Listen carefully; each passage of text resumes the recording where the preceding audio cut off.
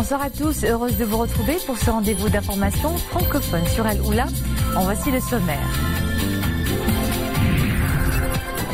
Température négative dans certaines régions du pays impactées par la rigueur de l'hiver. Pour leur prêter main forte, deux convois médicaux des forces armées royales ont pris leur départ ce matin à destination de Midelt et Azilal.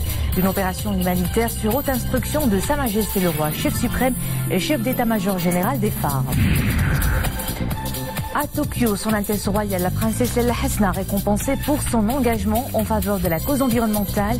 La présidente de la fondation Mohammed VI pour la protection de l'environnement reçoit le prix international décerné par la fondation Goy Peace dans le domaine du développement d'un monde durable et en paix.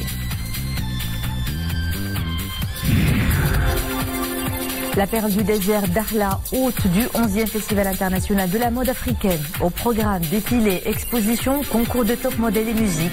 La beauté africaine est fêtée comme elle se doit. Le froid s'installe donc dans certaines régions du pays, notamment dans des zones de montagne où le mercure est en chute ces derniers jours. Une situation climatique qui sollicite tout un dispositif au plus près des populations les plus impactées par la baisse des températures. Deux convois médicaux des forces armées royales ont pris leur départ ce matin de Nouassal et de Rabat à destination d'Enfgou dans la province de Midelt et de Wawizart dans la province d'Azilal.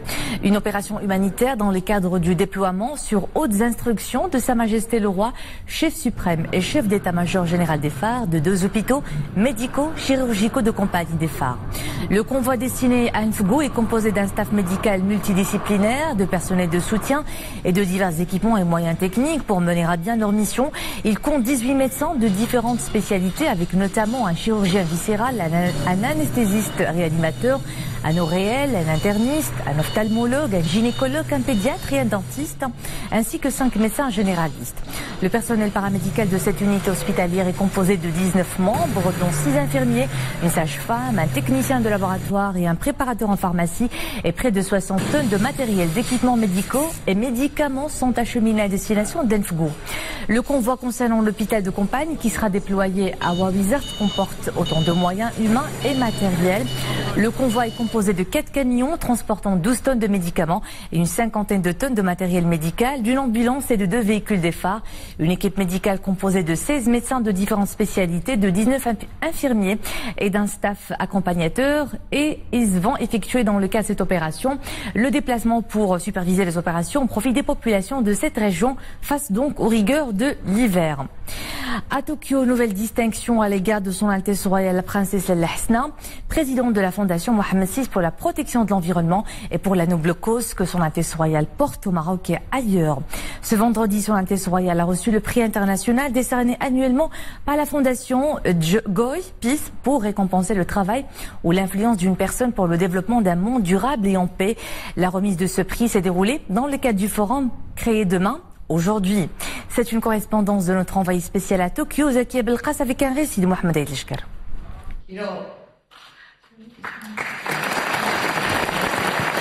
Le prix international Goy Peace a été remis à son Altesse royale, la princesse El Hasna, par le président du conseil d'administration de la fondation Goy Peace, fondation créée en 1999 et qui promeut le dialogue et les initiatives pour la paix.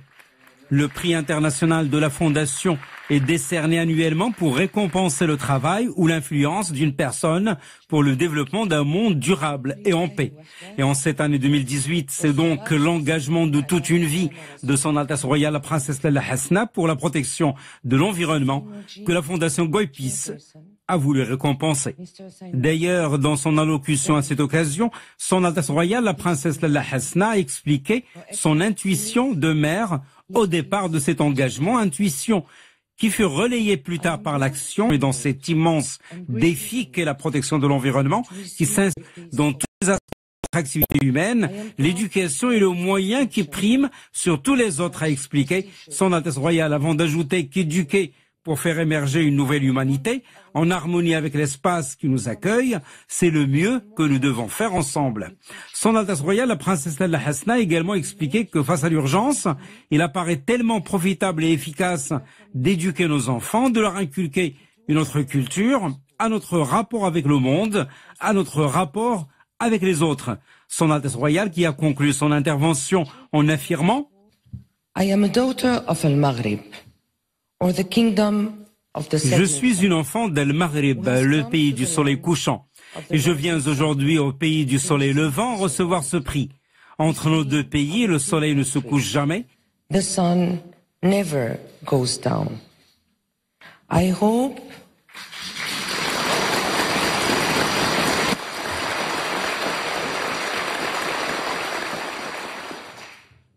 Et j'espère que cette lumière éternelle sera celle d'une paix éternelle que nous dédions comme ce prix aux enfants de nos deux pays. To the children of our two countries. Thank you. Wassalamu alaikum wa rahmatullahi ta'ala wa barakatuh.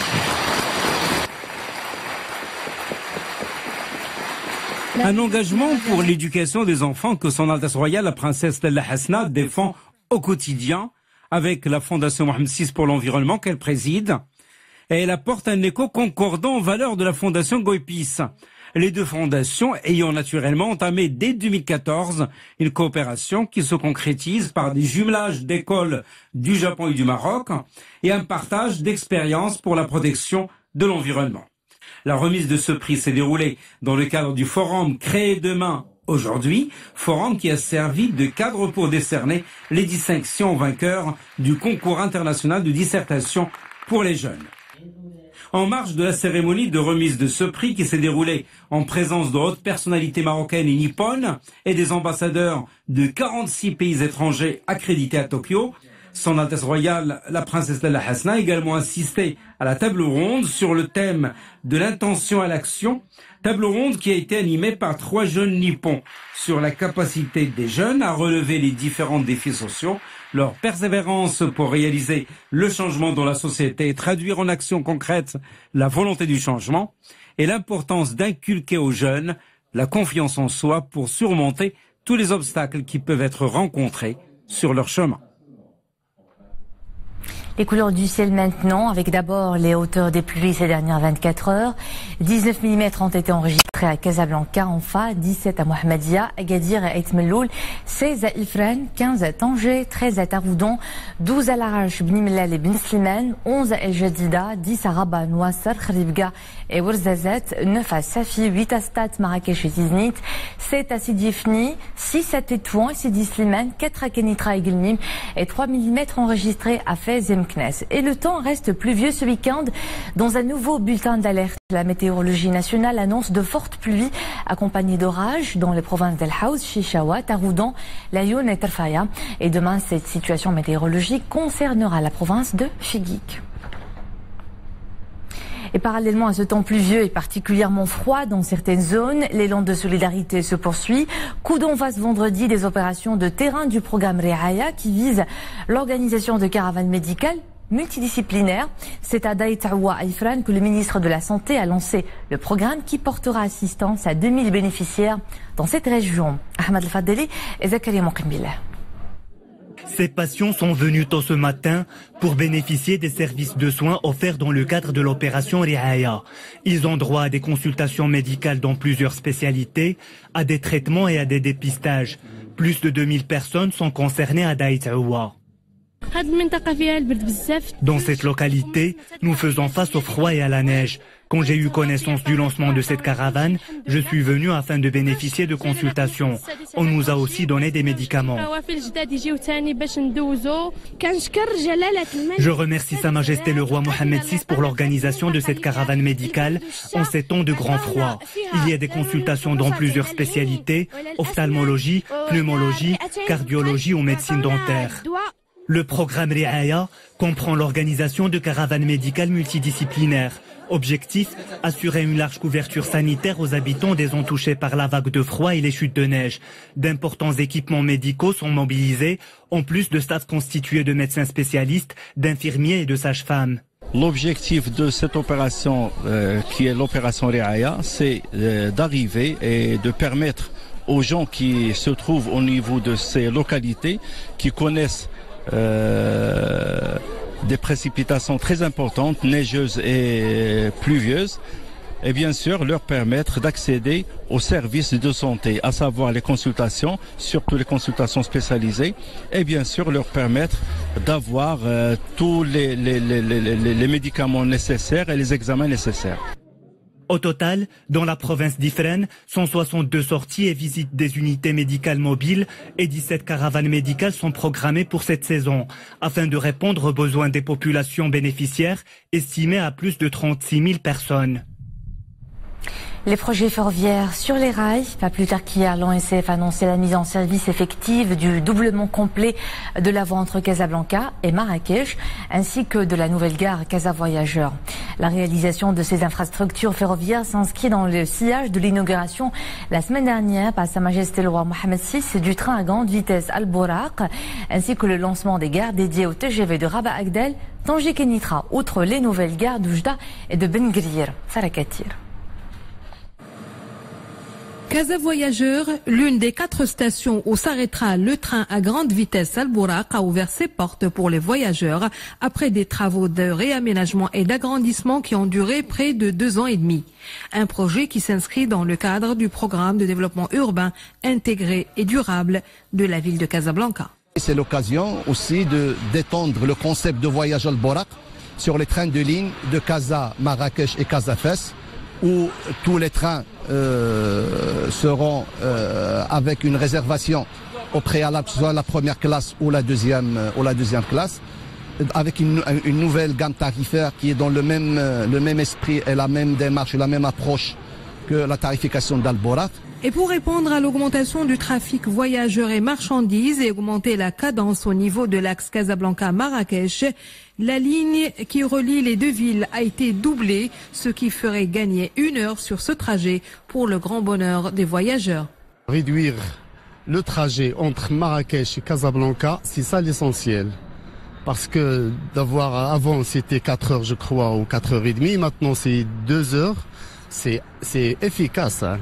L'ONCF a également présenté hier la nouvelle offre commerciale baptisée Al-Atlas et qui couvre l'axe Marrakech-Casablanca, Rabat et Fès. Dans le reste de l'actualité, les gardes-côtes de la Marine royale ont secouru un total de 289 candidats à l'immigration clandestine, à majorité subsaharienne. C'était hier au large de Nador. Les émigrés se trouvaient à bord d'embarcations pneumatiques en difficulté. Ils ont été ramenés tous sains et saufs à bon port. Les faits d'actualité internationale maintenant. Au moins 31 personnes ont été tuées et plus de 50 blessées lors d'un attentat suicide dans un marché des zones tribales pakistanaises. Frontalières de l'Afghanistan, ces zones forment une région où les talibans et Al-Qaïda ont longtemps opéré en toute impunité. Plusieurs attaques contre les forces de sécurité pakistanaises se sont produites ces derniers mois dans le nord-ouest du pays. Une actualité particulièrement meurtrière avec cet autre attentat suicide à l'intérieur de la mosquée d'une base de l'armée afghane dans l'est du pays. Bilan, au moins 9 morts et 22 blessés. Le kamikaze s'est fait exploser dans la mosquée au moment où la prière commençait. L'attentat n'a pas été revendiqué, mais les attaques contre les mosquées ont le plus souvent été endossées par le groupe terroriste Daesh. Loin de la région, la tension s'est accentuée à Tijuana, au nord-ouest du Mexique, où plusieurs centaines de migrants du Honduras ont manifesté près du poste frontière avec les États-Unis, alors que les forces armées américaines s'entraînent pour repousser une éventuelle entrée en force. Les migrants, en majorité des hommes, mais aussi des femmes accompagnées d'enfants en bas âge, ont quitté à la mi-journée le refuge mis à leur disposition par les autorités locales. Le président américain Donald Trump a de nouveau menacé de fermer toute la frontière entre les États-Unis et le Mexique, y compris aux échanges commerciaux, si la situation devait dégénérer face à l'arrivée de milliers de migrants d'Amérique centrale.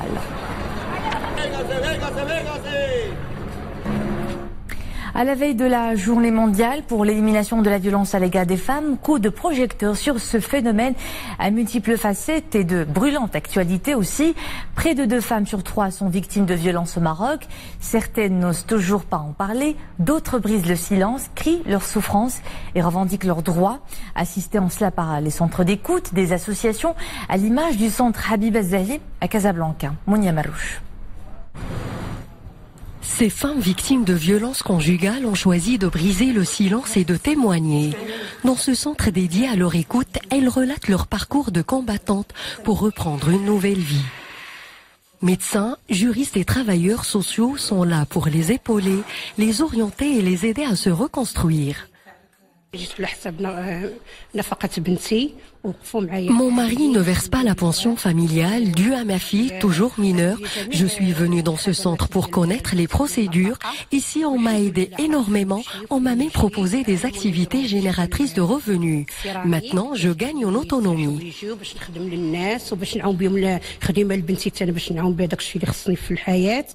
La nouvelle loi relative à la lutte contre la violence faite aux femmes, entrée en vigueur en septembre dernier, offre aux femmes une meilleure protection. Elle prévoit également une prise en charge en faveur des victimes qui parfois ignorent les procédures juridiques. Les associations sont là pour accompagner et prodiguer l'assistance juridique à ces femmes en détresse. Notre travail de proximité nous permet de cerner la problématique de la violence avec ses différents aspects. Ces femmes victimes de violence nous rapprochent de la réalité de ce phénomène. La loi 103/13 relative à la lutte contre la violence faite aux femmes représente un grand acquis pour la société. Elle durcit les peines qui existent déjà et prévoit pour la première fois une prise en charge en faveur des victimes. La mode africaine a l'honneur à Dakhla. Des créateurs de plus de 30 pays du continent sont sur place pour la 11e édition du Festival international de la mode en Afrique. La perle du désert fête la beauté avec l'ambition de rendre plus visible la griffe africaine sur la scène continentale et internationale. Bakar Dlimi, Nesrel Hamdawi. La perle du Sahara marocain est en fête. Elle célèbre la mode africaine. Cette belle identité culturelle chaleureuse comme les couleurs du continent est généreuse à l'image de la multitude des matières qu'elle sublime. Pour cette 11e édition du Festival international de la mode africaine, plus de 30 créateurs africains ont fait le déplacement, répondant à l'appel du grand créateur de mode africaine, Al-Fadi Sidnali, fondateur de cette grande messe de mode. Pour lui, la mode est un vecteur de développement pour le continent. Aujourd'hui, la mode africaine peut sauver l'Afrique. La mode africaine peut donner une dimension à l'Afrique de redémarrage. La politique africaine est là, je crois. Mais aujourd'hui, le côté économique est une chance qu'on doit donner à la femme africaine, à l'homme africain, à montrer que la dimension de mode est très importante. La création de bijouterie, maroquinerie, mais la création de la beauté est une création qui a apporté beaucoup pour l'Europe, beaucoup pour l'Occident, pourquoi pas pour le continent africain. La mode aime l'espace, la mode aime la liberté, la mode aime qu'on puisse l'apprécier. Et c'est pour ça que nous avons choisi de venir à Dakhla. Le FIMA est une belle vitrine du savoir-faire traditionnel africain remis au goût du jour pour être au diapason de l'univers inventif de la mode internationale. Un univers où le Maroc a beaucoup à dire et à montrer. C'est la première fois que je viens au FIMA. C'est la première fois que je suis le FIMA depuis bientôt 20e année. C'est ma première fois et là, c'est au Maroc et non pas l'autre côté de l'Afrique. Et là, au Maroc, la hauteur, le cerveau pensant de l'Afrique. Comme c'est un événement qui existe depuis longtemps, je pense qu'aujourd'hui, il prend le train en marche de ce qui se joue sur le continent, c'est-à-dire qu'il y a de nouveaux créateurs, de nouvelles façons de produire, un attachement aux traditions mélangé à la modernité. Et je pense que le FIMA est sans doute le meilleur endroit pour pouvoir prendre le pouls de tout ça. Ici, les organisateurs montrent au monde entier que chaque coin de l'Afrique dispose d'un patrimoine riche. Et cette belle culture doit être diffusée davantage à l'heure de l'émergence des réseaux sociaux.